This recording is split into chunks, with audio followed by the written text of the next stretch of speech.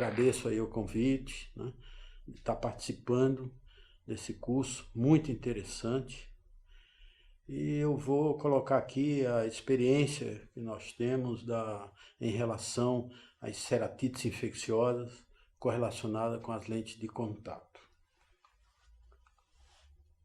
Então, quando você vê lente de contato, a ceratite infecciosa, é uma complicação muito temida, né? Apesar da incidência não ser tão alta, é, é, é, é, mas acontece, né? E cada vez mais, né, o aumento do uso, tudo isso favorece também que ele apareça com mais frequência essas infecções, né? E realmente é um risco, de qualquer maneira, muito importante nas ceratites bacterianas atualmente. É tanto que vocês podem até ver aqui esse quadro, né? Aí em relação aqui ao Brasil, apesar que não é tão alto aqui no nosso meio, né? Nós vamos depois assim expor e explorar aí alguns aspectos em relação a isso.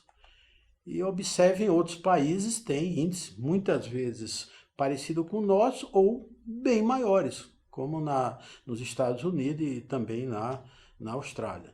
Então, varia muito, varia da maneira do país, como que a lente é usada, como é cuidado e tudo mais, né? Aqui, por exemplo, no nosso meio, aqui são as principais infecções. Observe as infecções que nós temos em relação às lentes de contato, né? Então temos, por exemplo, aqui do nosso serviço, 267 casos, bastante, né?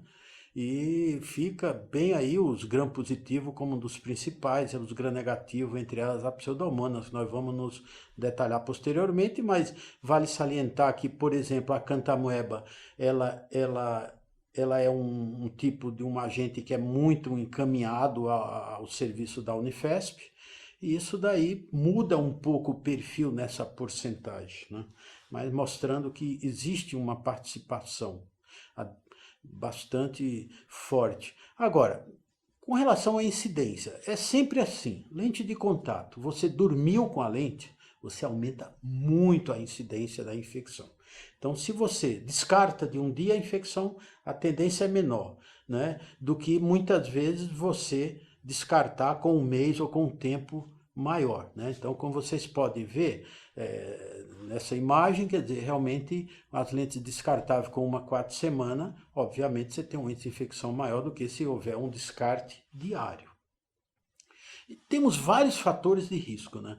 Você vê que tem tudo envolvido em relação a uma infecção. Depende do próprio usuário, a sua higiene, o seu manuseio, qual é a lente, né? O porta-lente é extremamente importante, a solução de desinfecção, principalmente o porta-lente. A gente tem tido muito cuidado, né? Aquelas caixinhas de lente, às vezes não se faz higiene adequada e ali é um mecanismo muito importante de ocasionar as infecções, como sendo a lente vai lá e de lá as infecções passam para a lente, da lente põe no olho, passa para o olho, né? E depende também das pessoas, dos profissionais que estão ligados a manipulação dessas lentes. São pessoas que são profissionais capacitados, são lentes de contato vendidas em qualquer local, né? Você vê aí, hoje tem muito lugar que inadequadamente vende lente, até pela internet. Então, realmente é isso. Então, o risco diminui quando você tem um profissional adequado, né? Que lida com isso, que trabalha, que conhece, que sabe as complicações. E o risco aumenta muito, exatamente, são pessoas que não têm participação de conhecimento nenhum, são leigos praticamente, quer dizer, são profissionais, mas ligados à área deles, da ótica, e que não tem esse conhecimento maior das complicações. Então, precisa ter muito cuidado aonde se faz uma lente de contato, né? E sempre terminamos nessa situação de fatores que sempre podem muitas vezes ser evitados, né? Então é o paciente que usa muito tempo, muito mais do que deve, dorme com a lente, isso aumenta muito a chance. Na hora, por exemplo, que está lidando com a lente, não lava as mãos adequadamente. Se você não lava as mãos, vai diretamente para a caixinha, você pode aumentar até mesmo em 5 vezes ou mais a chance de você contaminar a caixinha da lente. Quer dizer, a limpeza do porta-lente é muito importante. Fumar, isso aí é outra condição também que diminui muito, sabe? Favorece, né? Tem alguns trabalhos mostrando que diminui até as defesas localizadas, como por exemplo as imunoglobulina A, por exemplo, de superfície de defesa, estão alteradas com a cigarro, com a fumaça. Então, realmente são fatores que temos que combater sem dúvida, né? Então, da melhor forma, mesmo usando as lentes descartáveis de um dia, você não está afastado de ter as infecções, né? E realmente dormir com a lente é um absurdo. Eu acho que a chance de infecção torna-se muito maior, porque as aderências das bactérias na superfície da lente, elas ficam por mais tempo e vão desenvolver algumas estruturas que eu vou já comentar posteriormente, que pode favorecer, né, a ponte aí para a córnea, provocando a infecção, e as próprias lentes de hidrogel, silicone hidrogel, tem praticamente muito próxima em relação ao índice de contaminação, né? Então precisa ter muito cuidado. Então aqui, ó, só alguns trabalhos mostrando o uso à noite, por exemplo, dessas lentes. Então mostrando que aumenta muito. Observe uma lente de uso diário, uma lente onde você dorme com a lente. Olha como aumenta bastante em vários trabalho em vários locais, não é só realmente de um serviço. Parece ter uma unanimidade, né? Como esses trabalhos aqui também mostrando a incidência da parte de infecção. Então, isso é mais do que confirmado, esse cuidado que realmente a gente tem que ter. Então, tem que analisar quem usa lente de uma certa forma, né? Ver a idade, às vezes é um paciente que ou é jovem demais, que não tem um cuidado e dorme com a lente, ou é um paciente idoso, que ele realmente não tem a habilidade ou precisa de alguém que possa ajudá-lo, né? Então essa classe socioeconômica também é muito importante, precisa ter toda a parte de participação na compra das substâncias as substâncias que fazem a higiene. Então tudo isso você vê que está interligado. E não podemos esquecer da própria saúde do paciente. Se é um diabético, ele tem as defesas mais lentas, a parte da imunologia, da defesa está comprometida, né? Ou até mesmo uma doença que tem um olho seco, Sjögren, né? Que é aquela olho seco importante, com doenças sistêmicas, tudo isso aí faz com que realmente ocorra uma perda do controle da defesa local. Então, tem que se levar em consideração. Então, tem alguns trabalhos, como por exemplo, esse é um trabalho muito interessante, observe, tem bastantes casos, né? Paciente, quase 2.300 casos, que ele mostrou que as ceratites infecciosas está muito ligado realmente às lentes descartáveis diárias através ele foi, nesse trabalho, foi visto que realmente o período da própria renovação da lente, quer dizer, ele fica mais tempo com aquela lente, né? Assim como também aqueles que usam a lente quando dorme, que a gente volta a repetir aqui isso aí, né? Agora aqueles que não usam uma lente descartável, aqueles que usam uma lente só, tira todo dia, fica por mais tempo, né? Então esse aqui, os riscos maiores para a infecção, está ligado às próprias soluções, né, de uso, né? Às vezes as soluções que até mesmo ultimamente tem tido até contaminações e realmente às vezes a pessoa não tem um acesso adequado para fazer toda a higiene e isso pode favorecer as infecções, assim como também as próprias caixinhas da lente, né? Não vai haver uma renovação adequada, ou higiene ou tudo, e isso complica, né?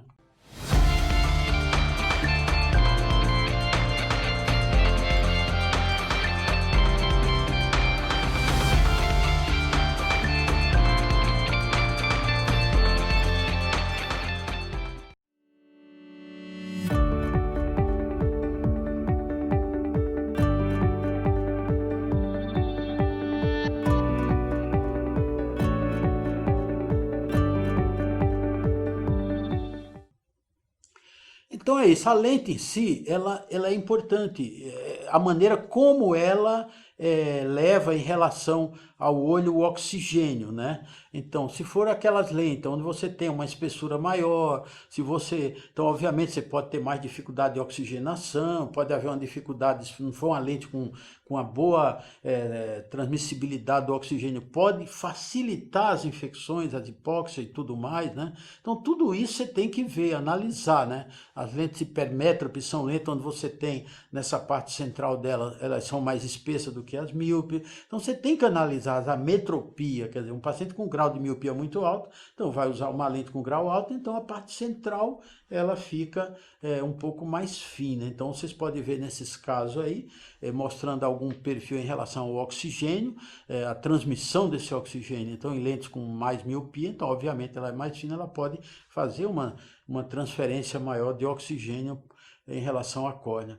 Então, nós temos vários micro-organismos ligados às ceratites infecciosas, né? O Pseudomonas a Pseudomonas é a principal dela, né? E temos outros tipos também de micro-organismos, né? Mas lembrar sempre que o fungo também, e hoje a cantameba, como a gente vai falar bastante sobre a cantameba. A Pseudomonas, inicialmente, a Pseudomonas, ela precisa de, ela talvez assim, ela é encontrada muito no ambiente, né? Sob uma forma planctônica, né? Que a gente fala, ela fica, facilmente você acha a Pseudomonas, não é uma bactéria tão difícil, ela se agrega ali àquelas estruturas e fica e sobrevive muito tempo, que ela cria um tal de um biofilme. Biofilme, assim, é uma substância que é produzida pela bactéria para ela se proteger. Então, ela se protege. Então, ela se protege, fica resistente e complica a própria entrada do antibiótico no próprio meio dela, do biofilme, para matar. Então, você vê que é algo. Então, ela rapidamente ela faz esse biofilme e dali ela se protege. Então, ela fica no estojo da lente, ela fica na própria lente. Tá? Então precisa ter muito cuidado, né, em relação à higiene, é isso que eu digo, né? Muito, isso aí realmente, assim como também o que você usa para matar, por exemplo, a Pseudomonas também. Então tudo isso tão interligados, né? Tanto que a Pseudomonas hoje tem esses estudos, são muito interessantes, são estudos até mais recentes, onde mostra assim, quando você tem uma Pseudomonas, você tem que saber qual é o perfil dela, tá? Então, assim, é estudado através das citotoxinas, como vocês estão vendo aí, que é a exotoxina U e a S, né?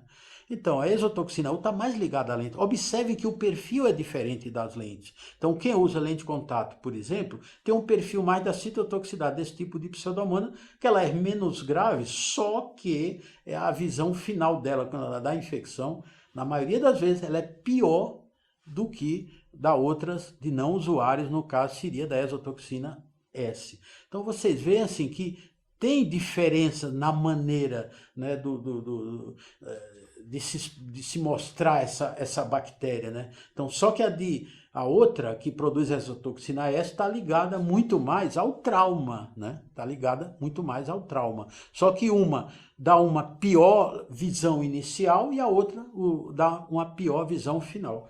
Então, às vezes você trata, né, e fala, mas eu tratei, foi bom, foi boa, mas aquela outra Pseudomonas não foi tão boa assim, o tratamento, porque às vezes você está lidando em cima de, mas não necessariamente essa ligada à lente, ela pode também estar em outros ambientes, assim, são mais comuns, né, do que os não usuários. Quer dizer, então se for por trauma, teoricamente ela tem uma visão final pior, é mais resistente a antibiótico, então precisa ter muito cuidado. Então, por exemplo, aqui é um genótipo, um tipo lá que foi estudado. Então, mostrando a invasiva e a citotóxica, né? A citotóxica é ligada à lente de contato. Praticamente zero em relação ao insucesso do tratamento, como vocês podem ver embaixo na última linha, né? Então, vocês veem que realmente tem diferença entre uma e outra, né?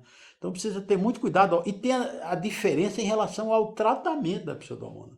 Eu saliento muito a Pseudomonas porque tem uma ligação muito grande com esses processos infecciosos de córnea ligada à lente de contato.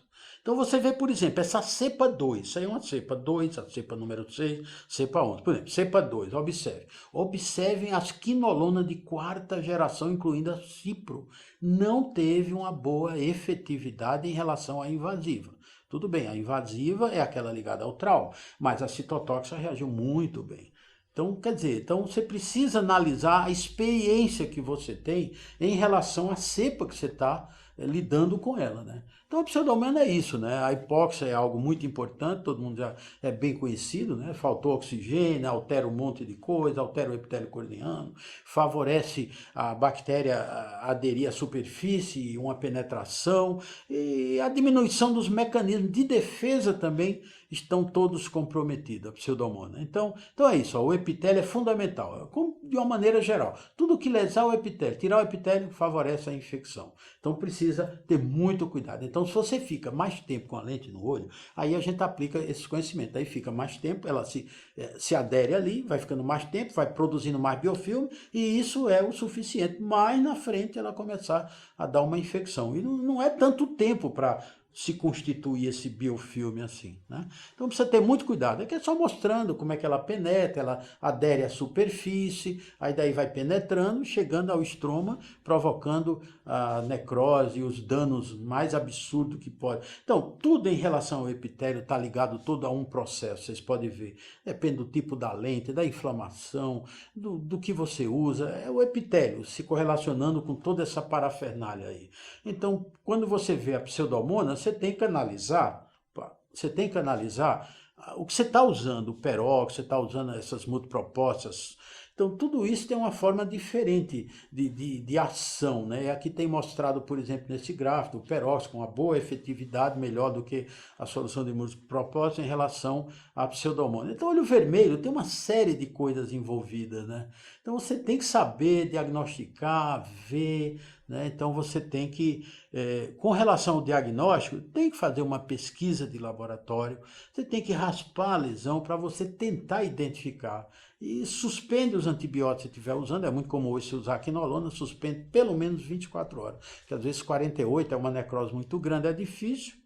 Você tem então os antibióticos fortificados, que quando a gente está diante dessa ceratite bacteriana, eu tenho que entrar com antibiótico. Se ela for pequena, muitas vezes, menos do que 2 milímetros, na periferia, eu posso entrar com a quinolona. Mas se for maiores, mais agressivas, então você tem que partir para os colírios fortificados. Esse colírio fortificado, teoricamente, a gente não pode estar fazendo, juntando ali no nosso laboratório de pronto-socorro, de consultório. Tem que ser local apropriado, conforme determinação da Anvisa. Então precisa ter muito cuidado e realmente lembrar que a ciprofloxacin ainda é a melhor de todas as quinolonas e talvez uma das melhores drogas para a pseudomona.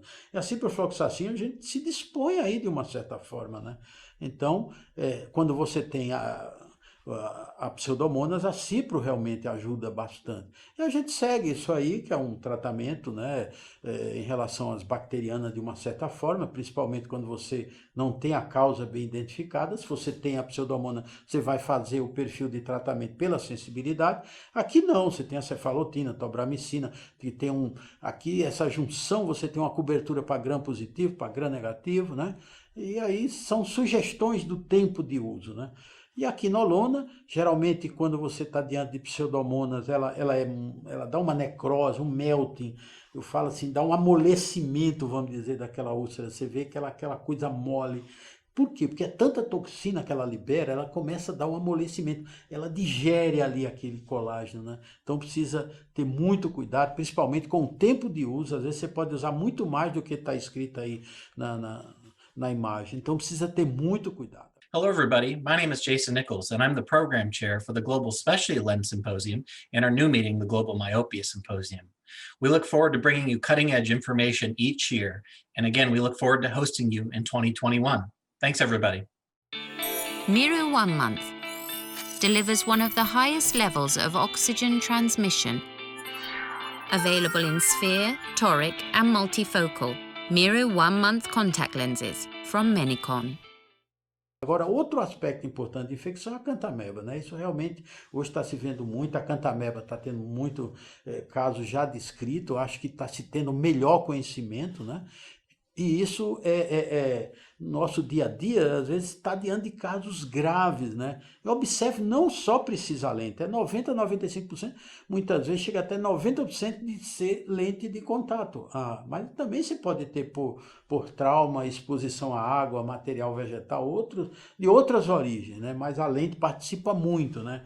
Então precisa ter muito cuidado, né? Agora, hoje, principalmente com essas lentes, com essas técnicas mais recentes, né? Ortoceratologia, lente escleral, você pode ter infecção também, principalmente nas lentes esclerais, né? Que a gente está tendo até alguns casos de infecção lá no nosso ambulatório da Unifesp, que a gente tem visto, porque é uma lente maior, ela retém mais o líquido, se não tiver um controle maior, se for realmente aquele líquido parado ali, favorece também, se tiver algum biofilme, alguma bactéria, aquilo se proliferar, né? Então precisa ter muito cuidado, uma higiene perfeita, né? Então é isso, é exatamente isso a lente escleral, né? Uma lente maior e tem que se ter muito cuidado com a higiene, né? Realmente é fundamental, sempre usar soro, aquele, como vocês estão vendo na imagem, que você pode cortar aquele soro bem estéril, não aquele soro de tampinha, aquele lá, porque ali às vezes tem substâncias que mantêm a conservação do soro, e aquelas substâncias às vezes que são conservantes pode irritar o olho, ela pode ficar na lente, ficar irritando o seu olho. Então, muito cuidado com relação a esse soro que você usa, de preferência só use mais a própria substância do laboratório indicado para fazer a higiene. Dentro do possível, tenta evitar, e se for usar soro, usa aquele soro que eu mostrei agora há pouco, onde você tem, parece uma polinha de plástico lacrado, você tem que cortar, né? Mas aí as maneiras, como a canta entra, é parecida, como eu falei no começo, precisa haver uma perda do epitélio, a partir dessa perda do epitélio, ele começa a expressar alguns tipos de receptores. Então esses receptores, eles fazem com que eles se juntem com a cantameba, ou até mesmo com o pseudomonas, é muito parecido, daí ele entra, ele vai ao estroma, quer dizer, dentro da córnea, chegando lá dentro, aí sim, daí é liberar todas as substâncias, né? E aí começa a provocar problemas sérios no local. Então vocês podem ver, por exemplo, aqui hoje está se identificando o MIP-133, que é um tipo de proteína liberada após quando ela entra na córnea, que é muito grave, libera, dá muita necrose, muita inflamação. Então a cantameba, ela precisa da superfície alterada. Então olha o tanto os genótipos da cantameba. Tem vários, né? De 1 até 20, mas a T4 é a principal, né? A T4 ela chega a 95% das acantameba e talvez seja uma das mais graves. E a gente está diante na lente de contato com a cantameba extremamente grave. Quer dizer, então não é assim, ó, T5 pode ser diferente da T3, assim, precisa estudar melhor, né? Para saber o perfil melhor de cada um. Não é assim, eu trato a cantameba, ficou bom, mas aquele outro remédio eu usei e não ficou bom. Às vezes você está diante de um genótipo diferente. E raramente, olha, é difícil de identificar a espécie da cantameba. Mesmo lá na Unifesp, nós temos lá o nosso serviço e nós temos muita dificuldade na identificação da espécie. Então você vê que nesse quadro aí anterior, que eu falei esses T1, T2, T3, então praticamente a gente sabe, através de investigações bacteriológicas, mas a gente não usa isso, não identifica isso pela dificuldade de laboratório. E muitas vezes a cantameba ela vem associada com outras bactérias também, porque a própria cantameba ela fagocita as bactérias também. Tá? Ou ela está junto com a bactéria, ou ela fagocita a bactéria, e tem bactérias dentro dela, tá? E essas bactérias dentro, algumas delas não morrem, fica lá. Quando você dá a medicação, mata a bactéria, libera essa bactéria, olha só. Então, eu até brinco, eu digo, olha, realmente a cantameba tem a cantameba dela também, né? Não é só a gente que tem a nossa cantameba, ela também tem, quer dizer, tem alguns micro-organismos dentro delas, legionela, até adenovírus já foi encontrado dentro da cantameba, sabe? Realmente ela faz amizade com quem não presta, então aí realmente não é fácil, né? Mas a gente tem que ver direitinho, analisar, isso é um perfil de estudo que até a gente está tentando ver, né, se consegue analisar o caminho dessas acantas assim inesperado, de forma inesperada, quer dizer, de repente ela dá uma inflamação inesperada, será que dentro dela não tem uma bactéria que possa estar causando essa continuidade da inflamação? Você já matou a bactéria ou a canta, mas ficou a bactéria? Quer dizer, tudo isso, né? A gente tem que avaliar muito bem isso aí. Então a canta é isso clinicamente, é você ver essas lesões pseudodendríticas, pode observar na imagem que isso é uma... essa realmente é a imagem de um dendrito, né? Quando é herpes, ele fica uma coloração diferente, mais forte, mais bem identificada. Aí é mais assim uma coloração meio rala, que não é tão fácil assim de ver os bordos, a nitidez, né? Realmente é isso. E o problema é isso, é chegar e demorar o diagnóstico. Mas isso muita gente vê esses dendritos aí, pseudodendrito, e pensa que é herpes. Geralmente, a maioria dos casos que a gente vê, ele vem sendo tratado como herpes, na maioria das vezes. Aí trata, não fica bom, aí pensa, aí depois vai chegar a Cantamebe. Todo mundo sabe hoje, está vendo os trabalhos, que depois de 30 dias, o prognóstico realmente não é bom em relação a Cantamebe. Tem várias formas de você chegar à identificação, né? O raspado, como você vê das bactérias, da pseudomonas, pode ser feito PCR, tudo isso aí, a própria histopatologia. Hoje a gente tem usado muito o confocal e o raspado. Então eu sei que o confocal é difícil, você não tem esse acesso e na maioria dos serviços, mas se tiver ajuda muito, porque é algo na hora que você vê. Às vezes o raspado você tem que ter alguns cuidados mais especiais, né? Mas assim, e tratar, né? Como é que eu trato? Qual é meu objetivo? Eu tenho que matar o cisto. E o tal desse cisto, ele é por conta do trofozoíta, que tendo um ambiente adverso, ele se vira num cisto. E você pode ficar anos, às vezes. Eu já tenho trabalho mostrando até 4, 5 anos na córnea. E ele abre lá depois e vem aquela reação, né?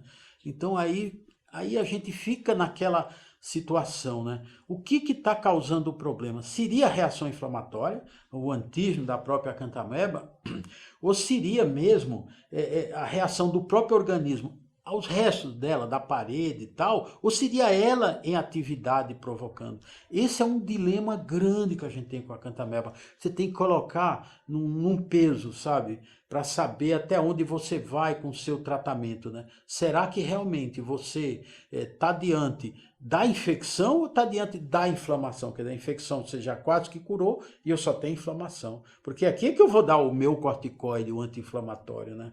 Porque se eu errar nisso daqui, eu posso piorar, né? Sem dúvida nenhuma. E hoje a biguanida que é usada, né?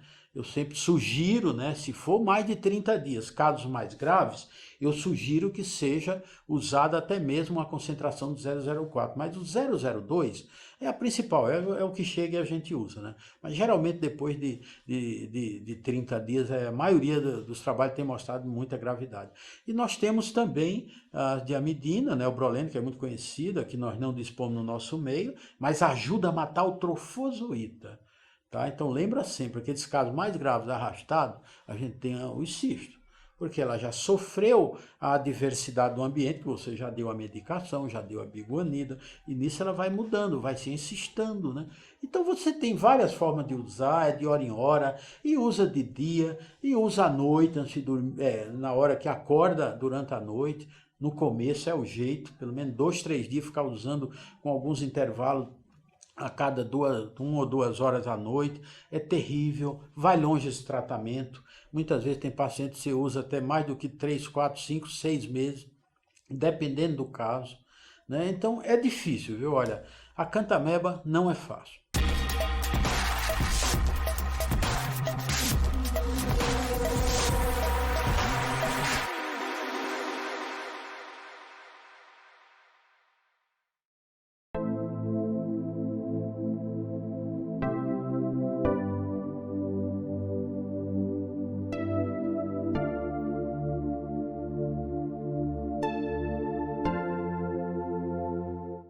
Outro aspecto de infecção é a ceratite fúngica. É o fungo. Realmente o fungo é terrível. Observe que até anteriormente aí teve um surto aí ligado a uma infecção de alguns substância usada para fazer a higiene das lentes, né? Então vinham contaminadas e isso deu um surto muito grande. né, de Fusari. E foi muito sério, né, isso daí. Então, nós temos em relação ao fungo. Geralmente, o cosmético, a lente, né, cosmética, que muda a cor do olho, aquela é muito mais filamentoso, enquanto aquela terapêutica está muito mais a levedura. Isso aí é uma imagem mostrando um fungo penetrando na lente. Então, é isso. Se você, quando ele penetra, e isso, cada vez ele penetra na própria lente de contato, fica mais difícil de você, ele fica mais resistente. Você tem que fazer aquelas fricções, tanto de uma maneira geral, para exatamente melhorar e tentar amenizar aí esse fungo que ele entra na lente, né? Ele vai penetrando, forma um filamento, né? Então é isso. Aí você, em relação ao fungo, é difícil, às vezes você ter um material, né? De abordagem, às vezes você tem pouco material e não consegue dar o diagnóstico. Como sugestão, não esqueça de ter a lente e deixar para o laboratório analisar a sua lente, porque muitas vezes existe coincidência, em 1/3 a 1/4 dos casos, muitas vezes tem a coincidência do fungo que você acha na lente, é o fungo que está no olho, então precisa ter cuidado.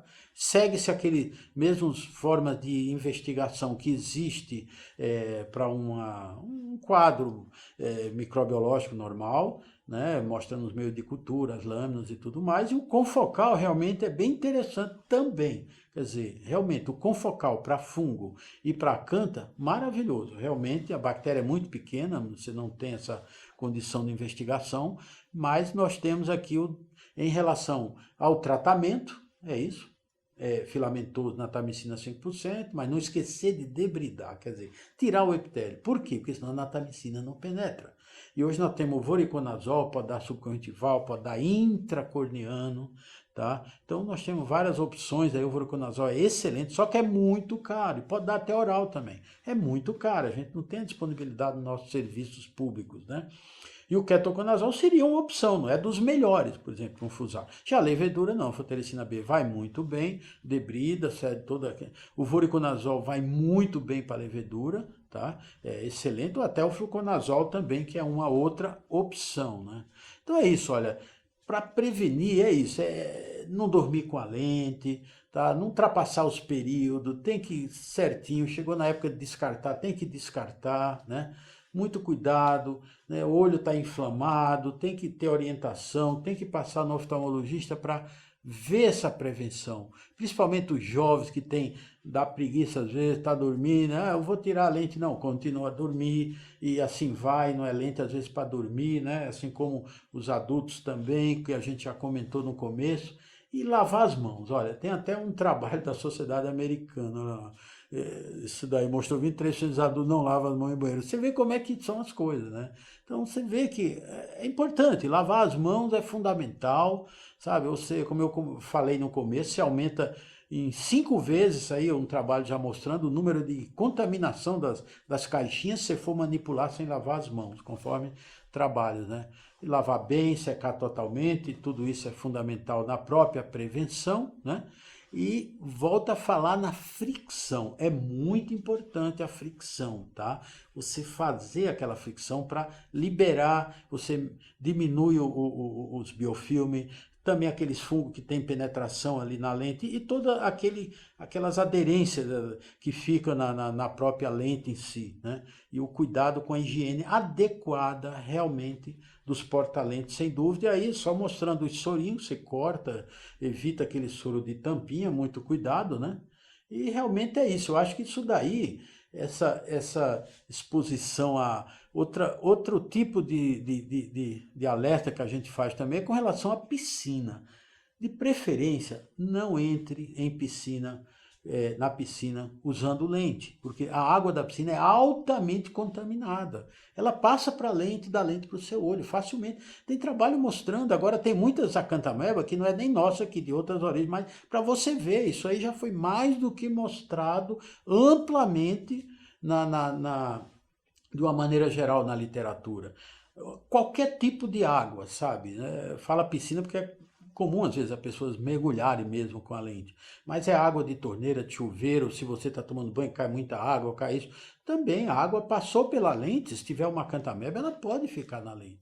Então assim, tem que ter muito cuidado, somente flaconete, se você for usar. Agora, não podemos esquecer também em relação às lentes terapêuticas, né, que a gente usa. É aquela lente por alguma doença que o paciente tem. Por exemplo, em transplante de córnea, precisa ter muito cuidado. Eu até coloquei aqui para chamar a atenção essas lentes de contato. O paciente faz transplante, usa uma lente terapêutica, por exemplo, as chances são muito grandes de infecção. Precisa ter cuidado, né, em relação às infecções em transplante de córnea. Tá ligado? Você pode ver que 20% dos casos apresentam essas infecções oriundas do uso de lente. Então, realmente é alto. Então, muito cuidado, né? De qualquer forma. E a gente não pode deixar também de alertar aqui, né? Eu acho que tem 2 trabalhos muito interessantes do coronavírus, né? Mostrando em relação à lente de contato. Ainda tem muita coisa para ser estudada e para ser identificado. Só que a gente sabe que por esses trabalhos, essas informações, o olho raramente envolvido, mas já tem alguns trabalhos na Unifesp mostrando que existe uma participação maior, ainda a ser publicado, mas já foi isolado realmente na lágrima. E é natural, se você, como ele tem uma contaminação fácil, se você está contaminado, você usou a lente, você usou a caixinha, você contamina a caixa, contamina tudo, né, com facilidade, né?